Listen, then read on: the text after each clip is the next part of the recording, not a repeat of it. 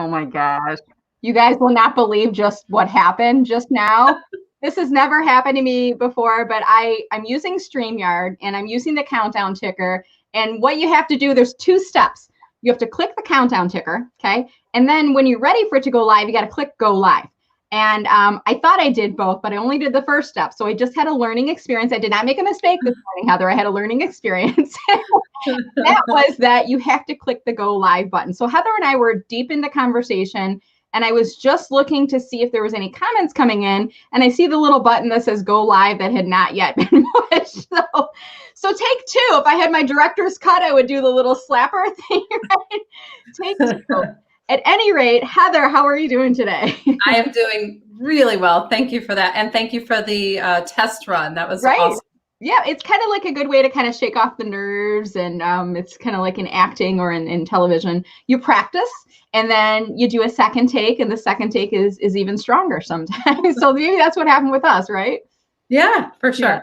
Well, we're going to jump into the conversation, guys, and I'm very excited to have Heather Linz joining me here today. And we're going to be talking about the 5 W's of job search: the who, what, when, where, and why. And Heather is going to be sharing some awesome tips with us. I'm so looking forward to the conversation. My name's Brenda Meller. My company's Meller Marketing. And I launched this Social Media Pie interview series as a way to shine the spotlight on people like Heather who have great expertise to share. And Heather and I, we kind of more interacted online. I think we maybe were at an event once in person. And in our take 1, Heather, you were describing what that was. You want to do that again? Yeah.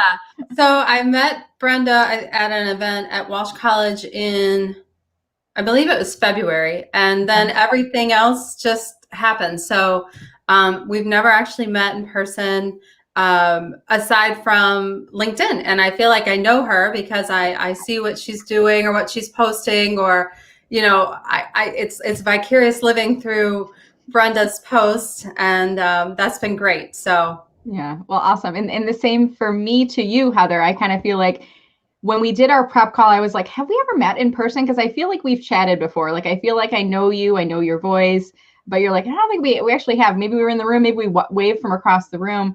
But Heather does a great job, guys. If you're not already following her on LinkedIn, I would encourage you to go onto her LinkedIn profile. I'm going to pop it up on screen right now.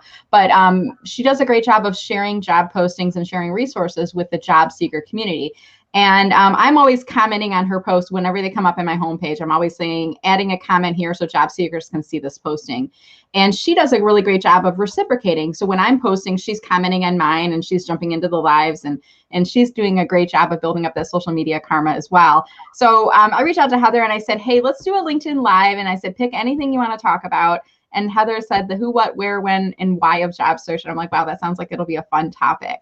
So before we jump in, guys, I want to ask you to do 2 things. One is, if you are watching this video, see the comment thing below, drop a comment and let us know where in the world you're watching from or where in the household you're watching from. If you're a job seeker, use this as an opportunity to tell us what you're looking for, because you never know who might be watching here today. And while they are doing that, I'm going to ask you, Heather, if you could take a few minutes, tell us a little bit about who you are and what you do for your work. Thank you, Brenda, for inviting me this morning. I'm really excited to share my story and share how I got here today a little bit. So for me, I have a different perspective on the 5 W's of search because of my own experience and how I got to where I am today. I currently work for Challenger Gray and Christmas. We work in the outplacement space. So I work really, really closely with people who are in transition. Our goal, or how I see it, is we want to make you the best draft pick for your next team. And that comes a lot through giving advice on just these things, the who, what, when, where, and why, and what should you be doing at this particular moment. For me, it's really, really personal. I found myself in transition before as well. That's actually how I got to Michigan. My company I worked for moved me here, and on my second week of reporting, our offices closed the branch. So I found myself without a job really, really fast. And networking, which is a big part of the who, is how I knew 5 people in Michigan. Wow. And but one of them was gracious enough to say, you should talk to this person. And so I did. And I actually did find another job through that person.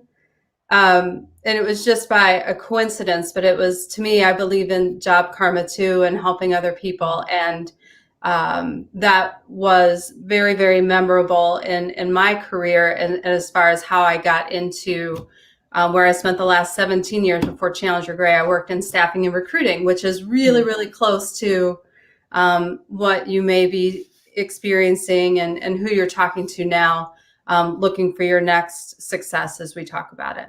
Awesome. So we're going to jump in here. So it sounds like you've got a deep base of recruiting knowledge, and you've been working with, I would guess, both sides of the equation too, right? How they're like both the job seeker, and then you've also been working with employers and hiring managers. Is that fair to say?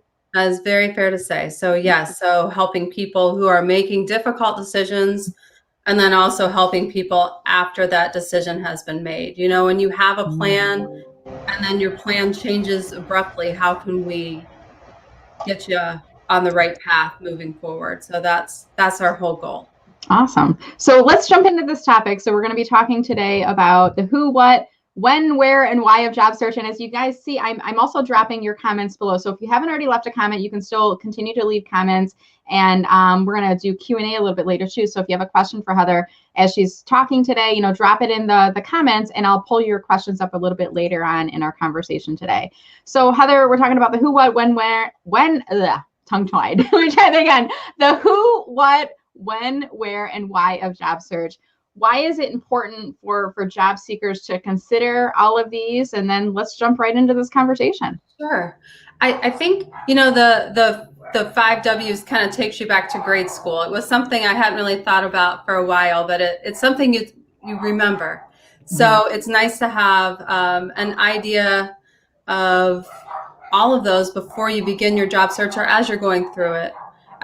My dogs are barking. I was going to say, sometimes when we have interruptions, I will say, is there a coworker, a furry coworker? No, it never fails. They seem to know whenever I'm, you know, it's probably the male, you know. Oh, right. I was thinking too, like I always tell people too, if you've got a child who needs, you know, some consoling, or a pet who needs to come into the video, they can come in. I don't mind. Like, it's kind of like, this is what the world we live in, this whole Zoom utopia thing. You got to like bring them in. So, hey, she's got a dog. What's your dog's name, Heather? We have 2. They're Hank and Luna, and they're little Shih Tzu mixes. So, but they sound bigger than they are. Yeah, we had a Shih Tzu once too, and I remember some of them can be very barky, but that's just their way of their voice, right? They're talking, so they're talking to the mailman right now. They have a lot to say to the mail person, yeah. So on the who, I think, you know, it's not a new concept, right? As far as the who is, who do I know?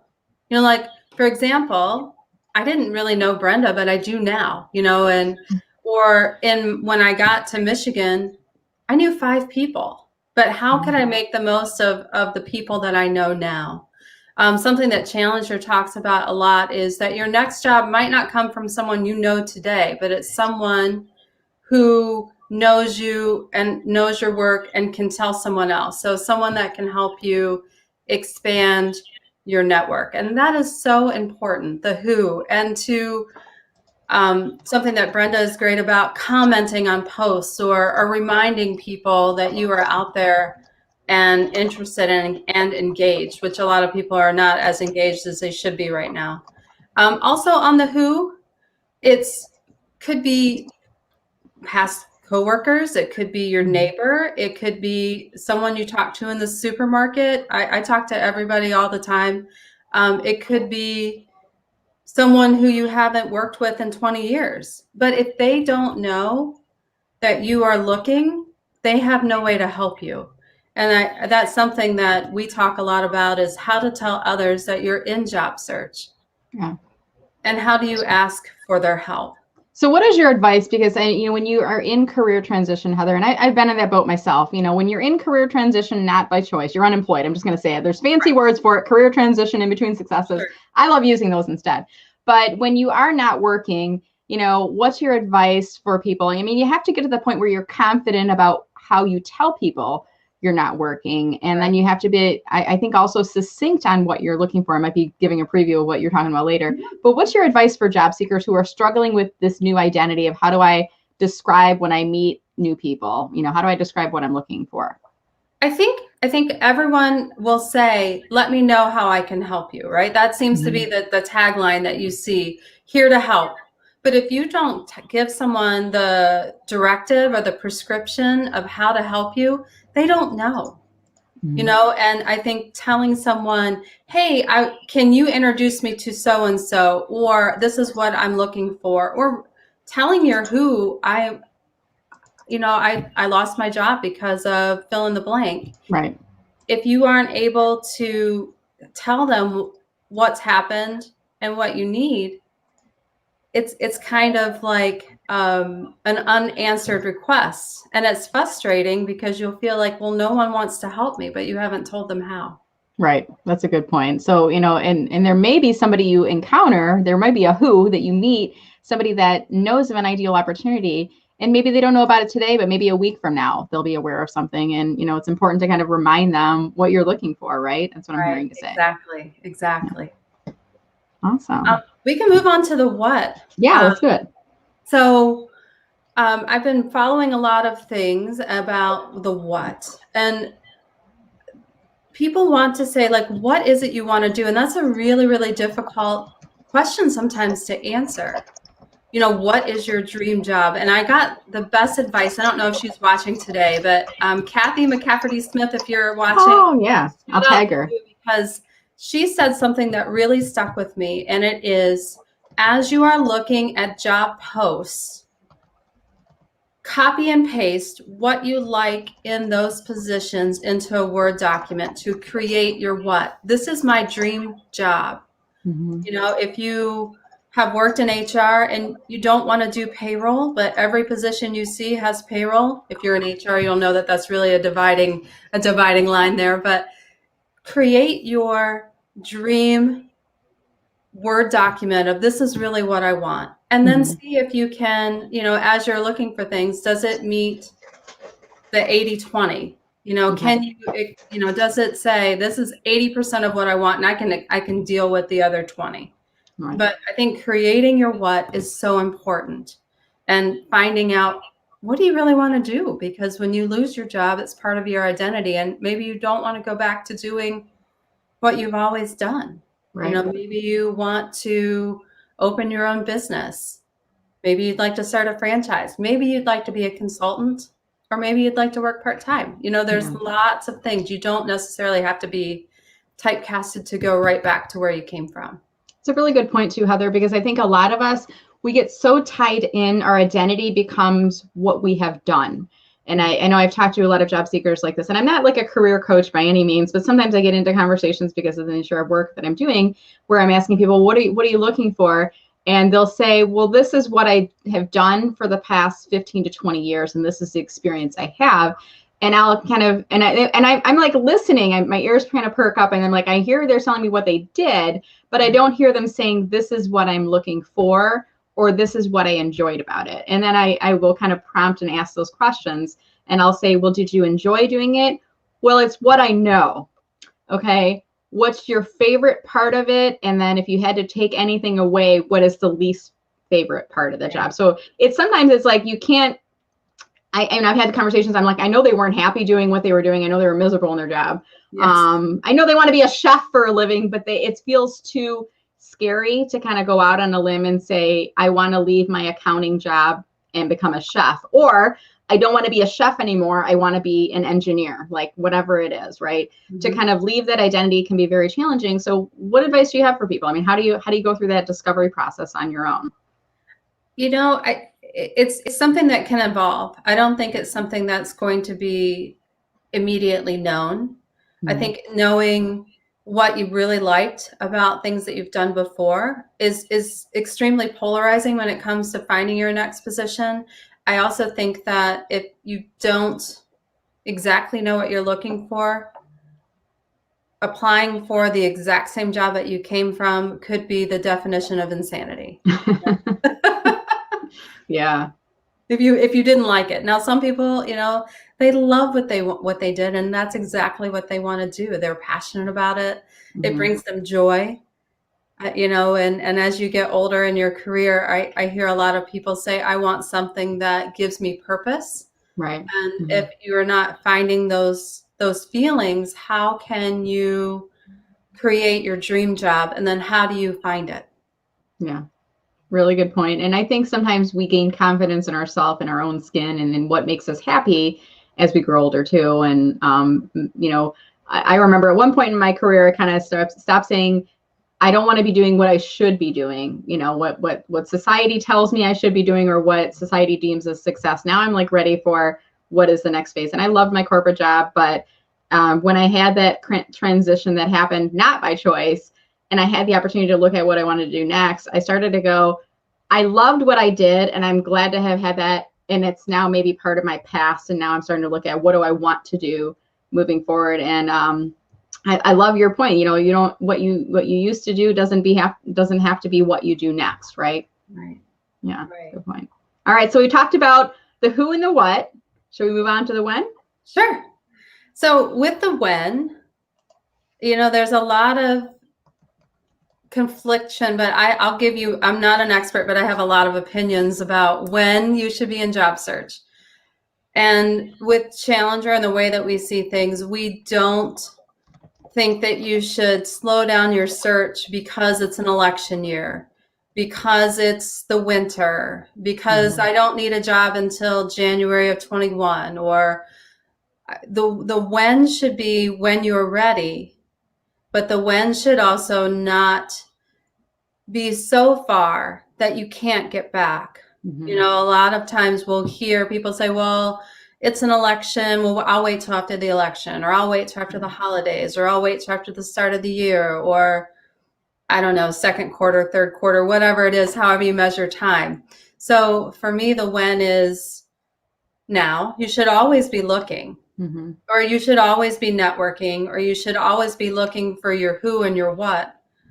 Because if the who and the what are working, the when might happen sooner than you planned.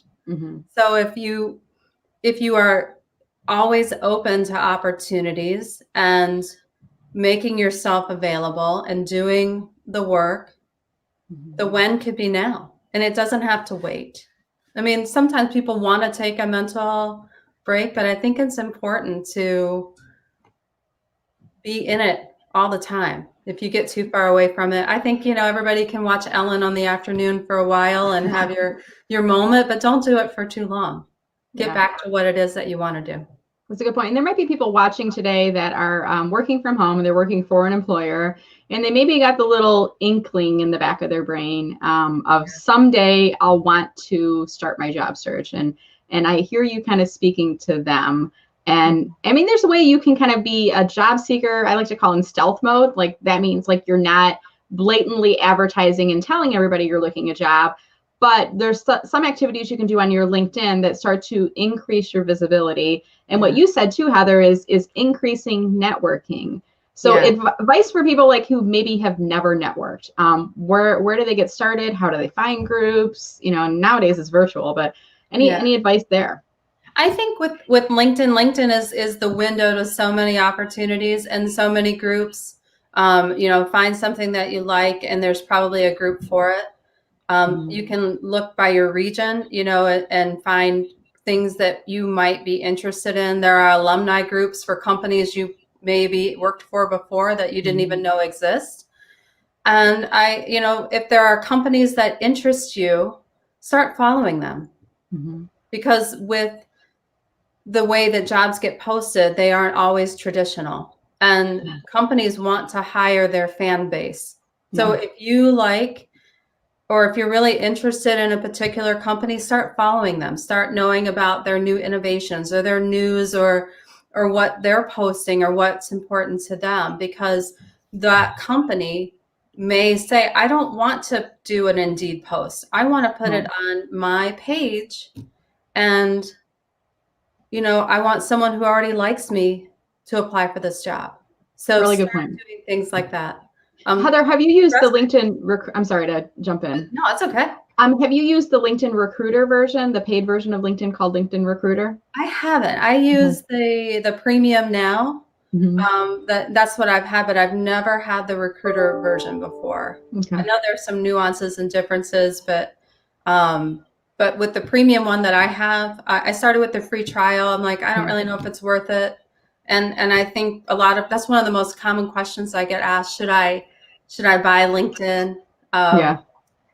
Try it. Try the free one, Yeah. and if it get everything you can out of it in that first month and understand, what it does for you and if it's of value. Yeah. Good point. So if there's any recruiters watching who have paid for the LinkedIn Recruiter, that's like the paid upgrade that recruiters use.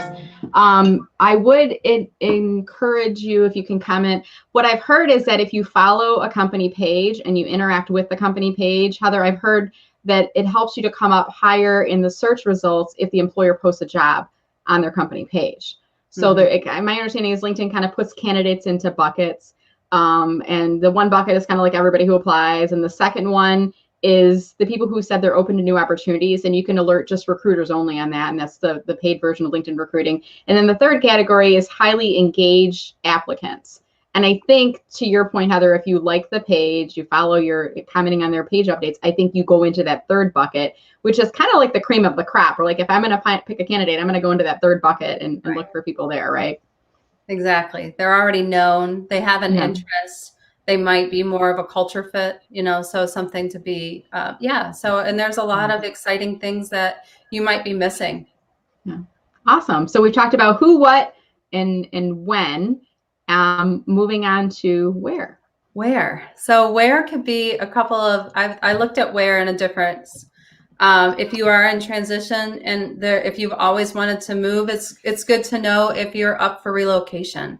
Being available for relocation makes you a much more attractive candidate at times because you can get there. If the company is based in another city, maybe they aren't finding the talent that they want, or they want someone who they are going to relocate there. The where can also be like the things that we were talking about, your social media presence. And I think that is definitely your where as well. Where are you as far as your activity level? Where are you? Are you posting? Are you doing things like LinkedIn Live? Are you, showing your face on cameras when you're in groups? Where are you in your search? And then the other thing too that in this time that people are more interested in than ever is remote work. So, where are you when it comes to remote? And how do you find those remote positions? So that's something people are really interested in now that the pandemic has made our entire workforce a bit more remote. So how do you kind of clue into that? And you could work from anywhere, which makes it really interesting. That's a good point. And right now we're not, the end is nowhere in sight. I mean, we know we're going to be around this for a little while here, and we're both in Michigan, right, Heather? You're in Metro Detroit too. Yeah. So we're in Michigan, which if you all been following the COVID pandemic data, we were one of the unfortunately one of the earlier hit states in the process, and our governor did a lot to help us through that. And I think it helped to kind of reduce, what do they call it, flattening the curve. And we got to a place where things were a little bit easier to get out. We're still wearing masks and social distancing and everything, but now we're hearing the numbers are starting to come back up again. And it's a little challenging, but we don't know when, we know it will end at some point. We all know that. But to your point, if what's holding people back from getting a job is the distance to drive, it could be a good 6 months. I mean, realistically, right, before you're having to do that commute again. And at that point, you might even find situations too, right, Heather, where an employer might say, well, it wasn't going to be remote, but maybe we let you work from home a few days a week now. Yeah, I think that's happening a lot. I know of a few people that happened. They were the perfect candidate for the position. Yeah. And they're working from here, even though their companies are in other states here in the US. And technology makes that possible. It's a different, it's a completely different search right now. But if remote work is something you're interested in, start with widening your area in your search, or doing just complete remote groups or remote job searches. There are a lot of that's emerging. Yeah. Good point. All right. Awesome. So we're talking about the who, what, where, who, what, when, where, and why of job search. And we're gonna go into Q&A in a few minutes, but I think the last one is the why. The So why. what are your thoughts there, Heather? The why. So this is a big one, because you have to really it kind of plays into the when too, but the why is, to me, why do you want to work? Is it for purpose? Is it for income? Is it for because it's what you've always done and you don't want to be at home, or you want to have something to do? People are working so much longer in their careers. I've been working with people who are beyond the defined retirement age, and they have no interest in staying at home, Right. but the why, what is the why? And is your why, maybe you want to do more volunteer work, or maybe part-time, working part-time and job sharing with someone could be part of your why. But why do you want to work? And again, you can go right back to where we're at with our current situation. A lot of people, they say their why is, I don't want to work now because I need to stay at home and teach children elementary school. So their why has changed, but their why may change again. Yeah. But knowing why you actually want to work, I think, is really important. So this is tying back to one of your earlier points that you made, which is, what is it that you want to do, right? Because you might be tied to what I've always done. That's right. What I've always done. But why? Why do you want to do this moving forward, right? So you got to be honest with yourself, I think, right, Heather, and ask yourself these questions. Why? Why do I want this? And it could be, if you've been out of work for a while, you just need income and benefits. Your unemployment's running out. You just need a job. I remember two career transitions ago. This was many, many years before children, before marriage for me. And I was unemployed for a couple months, and there's a bunch of us that were laid off at the company at the time. But I was struggling with finding a job, and I couldn't find one. And I'm like, what am I going to do? I need money. All right. I applied for a waitressing job, and that's what I used to do before college. And I got a waitressing job, and it was either Chili's or Fridays. I can't remember which, but it was like a Thursday. I was going to show up on my first day on Friday. And I got that earlier that week, I got a call for an interview, and I went in, and it was looking very promising. So I ended up not working. But I was like, here's my pride. I'm going to put it up on a shelf, and I'm going to go in and waitress and make tips until I find a job. Like, that's what I was going to do. That was the plan, right? So that might be part of the short-term why, but the long-term why for me, it was kind of, and I put on here, joy and passion. Like, I wanted to do something that I wanted to do, not that I was feeling like forced to do, or for the meantime. So any additional thoughts on that? To back on that, do interim work, do something different, try to maybe even go into consultancy. If you're really good at something or have a knowledge base, maybe that's your why, but you're working for yourself. So you get to pick and choose the projects that you take on, or do an interim assignment for a company. Tons of companies need interim workers because they need work to be done, but maybe they don't need someone, an entire calendar year on their payroll. So because they're watching their head count, interim workers are a great way to learn something new, try it on and see if it falls into, things that you like or things that you enjoy, or that company.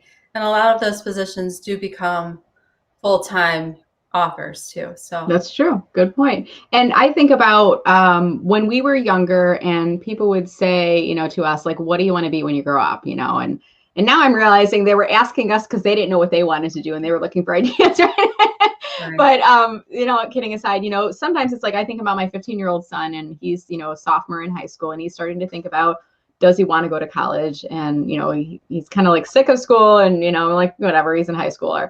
But you got to think about someday, what do you want to do? And how much money do you want to make to afford the lifestyle you can have? And what are you going to be happy at doing? Right. And I think about even him, I'm like, think about, what do people come to you with questions on right now? Your family, your friends. Like, he's a technology guy.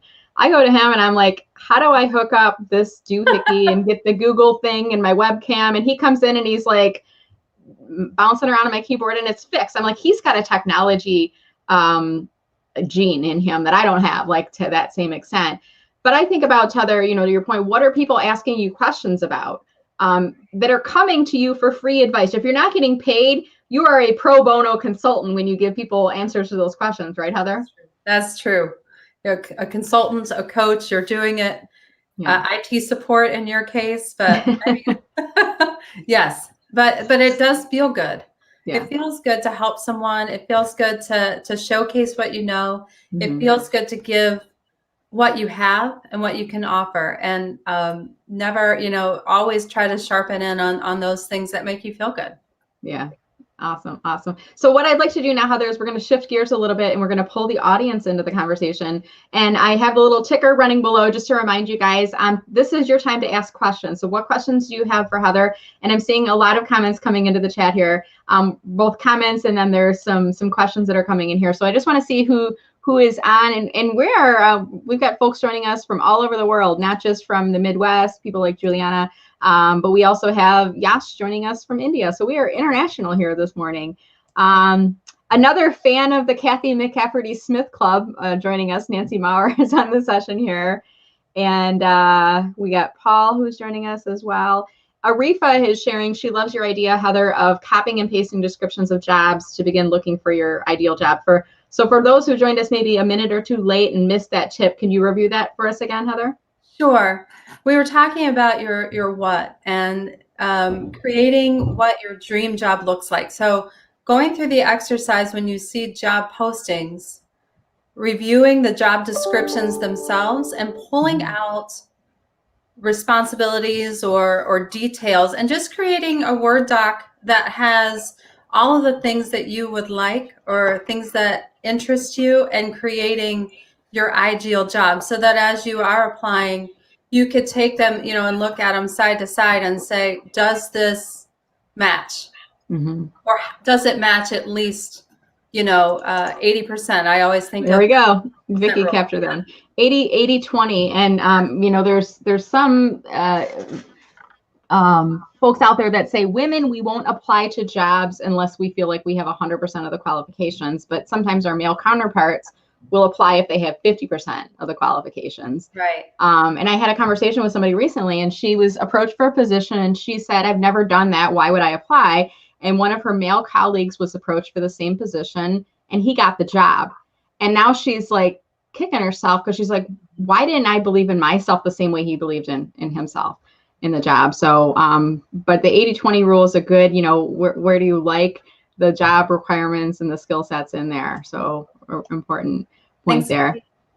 Yeah, and I think women do sometimes undervalue themselves or are afraid to put themselves out there if it's not going to be a slam dunk.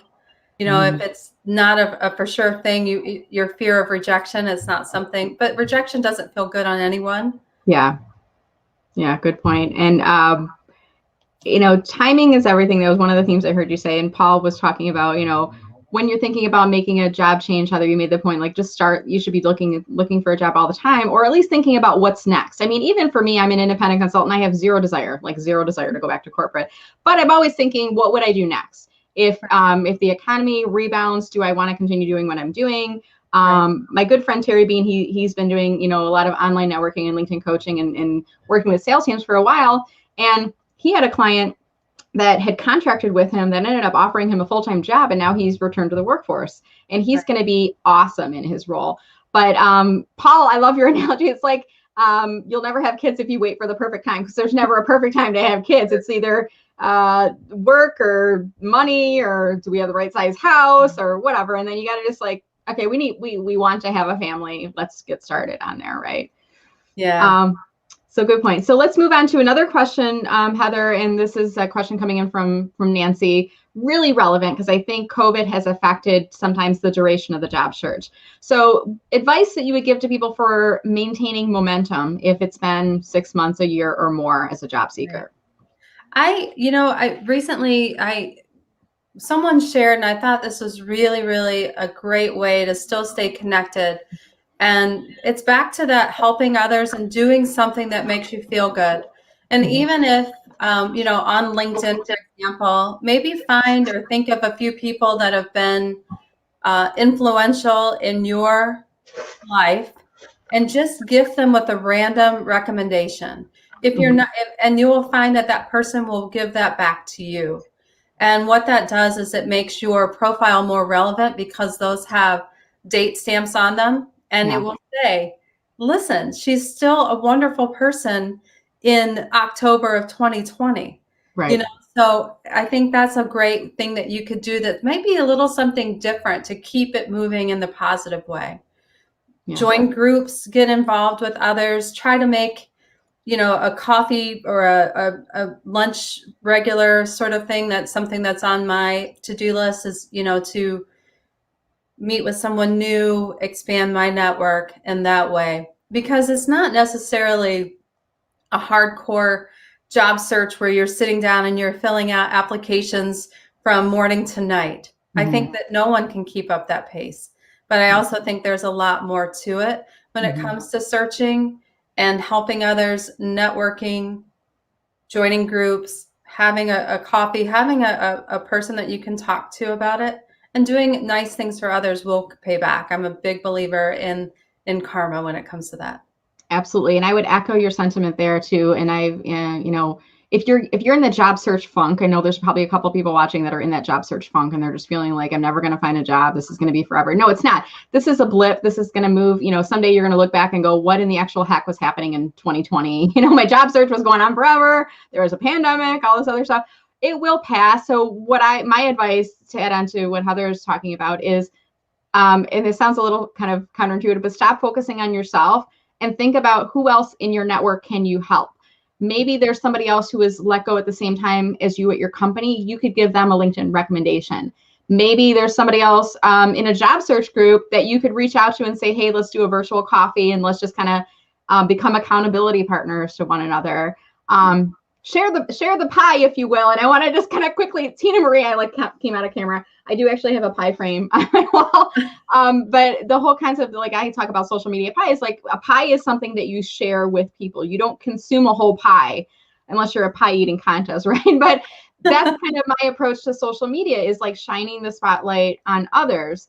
And Tina Marie also had a really great piece of advice on here. A wise person once told her, you turn down job offers, but not conversations. So you should always be open to that conversation. Do you agree with that, Heather? I love that. Thank you, Tina. That's amazing. That's, if I think about phrases that I say all the time that I've learned at Challenger so far, you never turn down a job you didn't have. Yeah.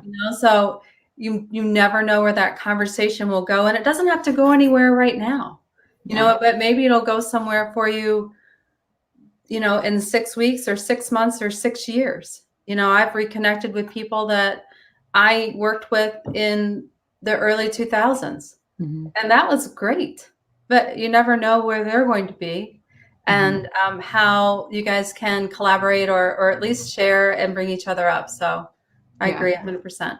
So I'm gonna probably do 2 more questions, guys. I see a lot of great questions that are coming in here, but I think this is a great one from Laura, and I want to hear, Heather, what your thoughts are. What do you do when you keep hearing you are overqualified? So this is a job seeker who's hearing this. Thoughts? This is a tough one. It's a tough question, Laura. I'm certain that it's hurtful because those are credentials that you worked hard to be qualified to have.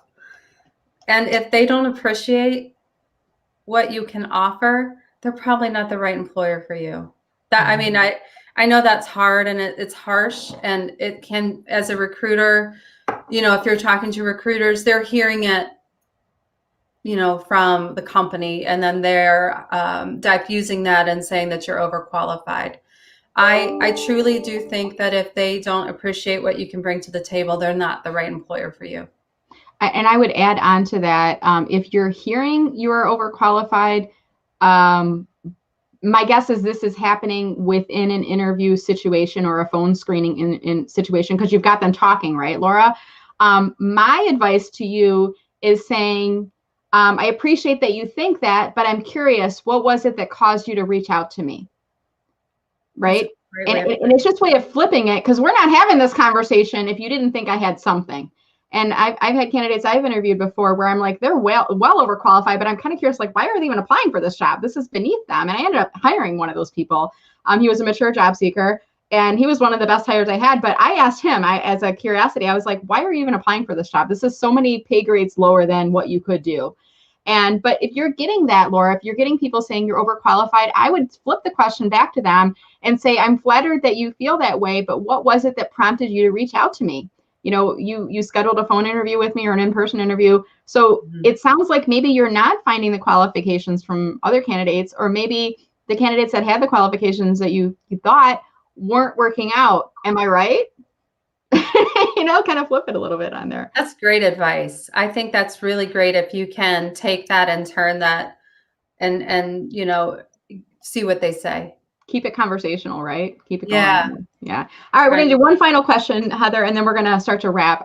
We could keep going for hours on here, but I want to kind of be respectful of your time. So Paul has a question, suggestions on searching for a survival job while looking for your real job. Any thoughts there? I mean, yeah, if you need to work because you need benefits and money, I think a survival job, as you put it, is completely appropriate. I mean, tons of companies right now are doing some seasonal hiring. Maybe that's what you're looking for. Maybe it's an interim position with, I think I saw an earlier comment, you were looking to pivot in your, from one industry to another. So maybe it is, you go back to where you came and continue to look. Having current experience, I think, is great no matter who it is that you're reporting to.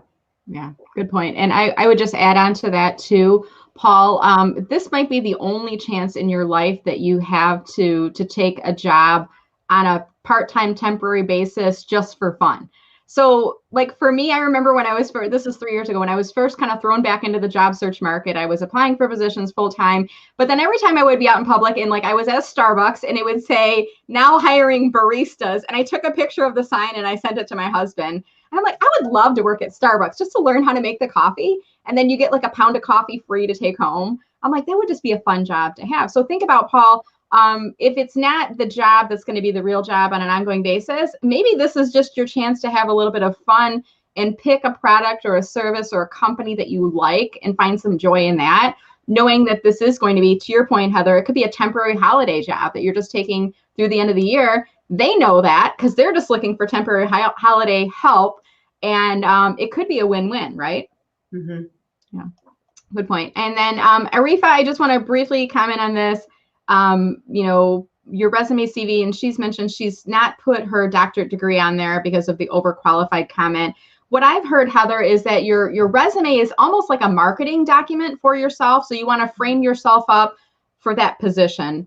Whereas a job application, that's a legally binding document. So in Arifa's case, I kind of would say, yeah, leave off the doctorate degree there. If you have to fill out an application and they're asking you for all of your qualifications, you're much further into that process, right? They're ready to make an offer to you. So at that point, disclose it.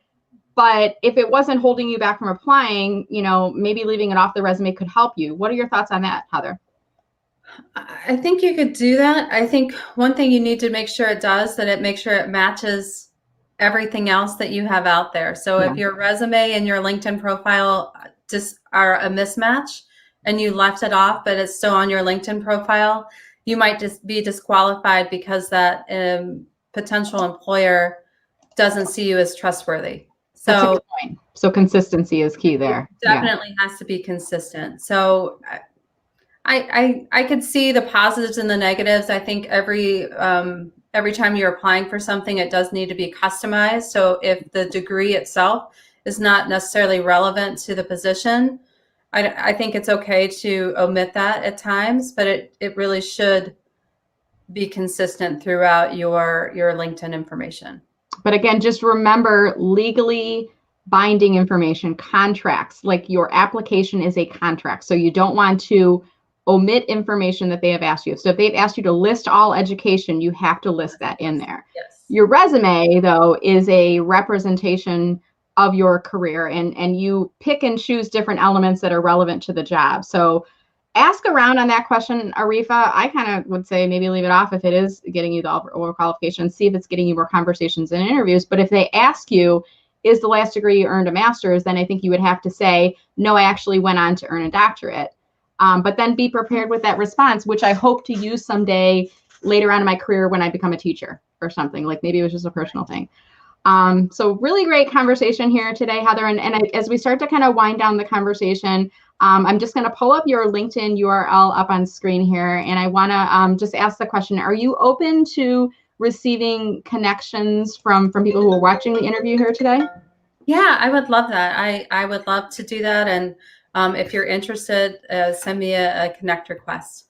Okay, awesome. And when you send that connection request to you guys, I want to remind you to personalize it. So include some type of a note in there. And it could be something as simple as, hey, Heather, I saw you on the LinkedIn Live with Brenda today, and I loved your tips about X, Y, and Z. So definitely include that personalization on there.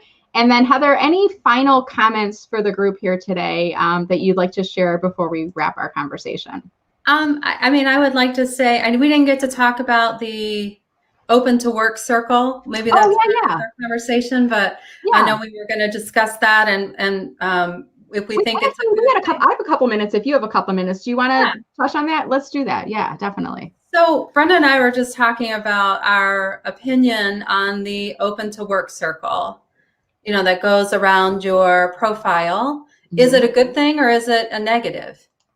And I don't necessarily know that it's necessary. The way that we do things, I think if it's been within 60 to 90 days, I think you don't even need to put an end date with your current employer. You could indicate that you're open to work, but like as Brenda was saying, there's other things that you can be doing that might indicate that you are getting ready to go on a job search. Maybe you're updating your profile photo or adding some new content or changing your skills for endorsement. So there are some subtle things that you can be doing. I don't know that you need that green circle. I'm going to show, I hope you don't mind, Paul. Paul's one of the job seekers that's in my group. And I just want to show, it's kind of up on the screen here. It's a frame that you can add onto your profile on LinkedIn.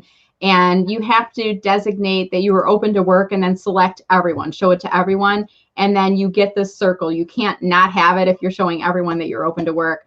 So by doing so, it brings more visibility. I personally am not a fan of it either. I kind of feel like it's a screaming neon light on your profile. And I'd rather have people read my profile and discover that I am in career transition than putting it out there.